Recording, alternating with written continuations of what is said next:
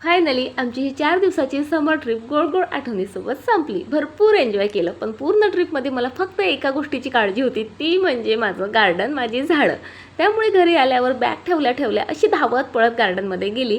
गार्डनची अवस्था बघून तर खरंच मन अगदी दुखून आलं होतं, कारण झाडं खूप जास्त सुकली होती. त्यामुळे आधी पाईप हातात घेतला आणि सर्व झाडांना भरपूर पाणी देऊन तृप्त केलं. त्यानंतरचा मोठा टास्क म्हणजे घरात जिकडे बघावं तिकडे धूर धूर धूर आणि धूरच होता. त्यामुळे तर सर्वात आधी बेडशीट वगैरे चेंज केलं आणि असं वाटत होतं जिथे अंग टाकलं ना तिथे झोपूनच राहू. पण ते सध्या तरी शक्य नव्हतं. त्यामुळे आधी बेडशीट आवरली आणि लगेच धावत पळत हॉलमध्ये आली. मी इथे बेडशीट चेंज करायला घेतलं आणि तोपर्यंत माझ्या पिहूने बघा इथे सोफा आवरायला घेतला. आणि इकडे बघा ना, आमची कामं कमी आणि नाटकं जरा जास्तीची असतात. एक काम केलं की आम्हाला अशी झोप येत होती. तो बोलले बाबा राहू दे, कामही करू नको आणि नाटकही करू नको. माझा मी सोफा कवर मस्तपैकी अंथरला. त्यानंतर झाडू आणि पोछा लावला. सर्वात महत्त्वाचं, पोछा लावणं आमच्याकडे फार मॅन्डेटरी असतं, नाही तर म्हणजे घरासोबत आम्हीही काळेडक्क होऊन जातो.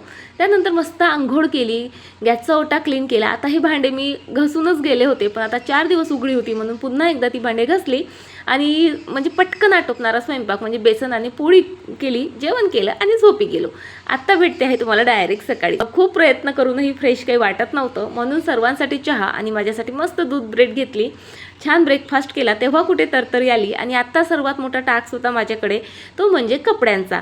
सोफा कवर, बेडशीट, त्यानंतर आमची 4 दिवसाची ट्रिपची कपडे ती सर्व मला आज मशीनला लावायची होती, म्हणून सकाळी सुरुवात केली. आणि दोन्ही बाल्कनीची अवस्था बघा काहीशी अशी होती. दिवसभराची कामं काय मला कमी होती का, की आरोहीच्या पप्पांनी आणखी मला एक काम दिलं, बाई हे डॉक्युमेंट्स घेऊन दवाखान्यात जा आणि यावर सिग्नेचर वगैरे घेऊन ये. सो चला आता ते करते. बाय.